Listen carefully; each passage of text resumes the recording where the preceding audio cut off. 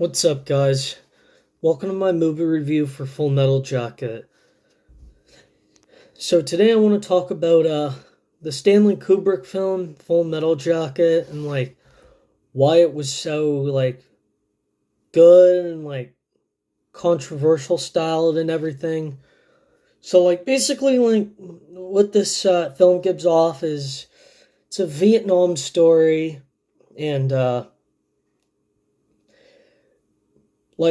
it's about this team that it's just all these boys who just graduated school and whatnot, and they're all looking to join the Marines and fight against the Viet Cong and whatnot during those time of war days. And then Gunnery Sgt Hartman, played by Arlie Ermy, is walking around treating them like shit and everything, being a brimmed to the ground broomish asshole, just to teach these guys oh, you got to be careful, you can't do this and f up or anything. He's just trying to teach them you really can't be, you got to be really cautious and whatnot because you guys are about to risk your lives and whatever. And Joker makes a rude joke, and then he's like, "Is that you, John Wayne? Is this me?" And then drill sergeant's like, "Who the fuck said that?" And then he's like, "You can come over to my house." Boom, and punches him. And the idea here given off is that Joker made a rude joke and stuff. And this is right at the beginning, right after all the boys get shaved, their heads shaved and whatnot. So yeah, he gets named Joker while there's another Marine called Snowball and another one called Pile. Pile's just very inconsistent and is always causing trouble, and then eventually gets caught with a jelly donut in his locker. And then the drill sergeant says, Gunner Sergeant Hartman says, "From now on I won't punish him. You will all be punished if he misbehaves." And then that kind of catches them on, and then they have to do all this extra work. And then eventually they start beating Pyle with soap bars because he can't do anything right, causing him to go berserk and stuff. But I'm going to get into that. So, yeah, basically Pyle's morally weak, can't do anything. Gunnery Sergeant Hartman, choked him at the beginning and stuff. And really then the implication there is that these guys, they felt like Pyle was a disgrace. But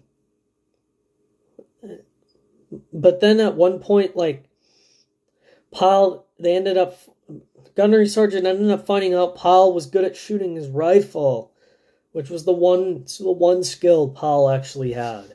But then towards the end of all that training and stuff, Pyle starts being really good at saying, "This is my rifle. There are many like it, but this one is mine." And then there's lots of comical scenes like "Happy Birthday, Jesus," "Happy Birthday, Jesus," that kind of thing. It's super funny. And even so yeah, but then towards the end of all that training and whatnot, Pyle ends up in the heat, and then he goes berserk, sees, for whatever reason, doesn't kill Joker, but he ends up killing Gunnery Sergeant when he says, "What is your major malfunction, numbnuts? Didn't your parents treat you enough attention when you were a child?" That happens, and then of course Private Pyle commits suicide. But yeah, literally that's the main part of everything. The intro part of everything. And then we start getting into some more comical scenes and whatnot, when one of the prostitute girls goes, "Me so horny! Me so horny!" That's supremely, like, humorous. And honestly, like, what I'm trying to say here is that this movie has a lot of, like, good comical moments. Like, it's definitely a good voted movie and all. Certainly a classic by Stanley Kubrick. And I'm just saying, like, that's definitely a good moment, as well as the Happy Birthday Jesus and all that. But yeah, basically then, like, without Paul, which I don't understand why he killed himself and his gunnery sergeant, but whatever. The implication there is that, like, it's sad that everyone else went forward and all, but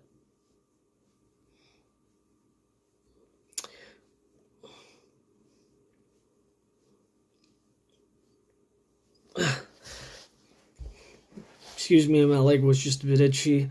If you were wondering what was happening there, but anyway, I was just trying to say that, like, you can realize that this film, like, is definitely a movie fan's best friend. Would be the way to do it. Would be the way to say it.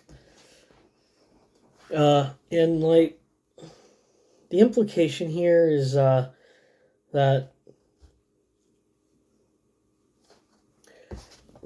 implication here is that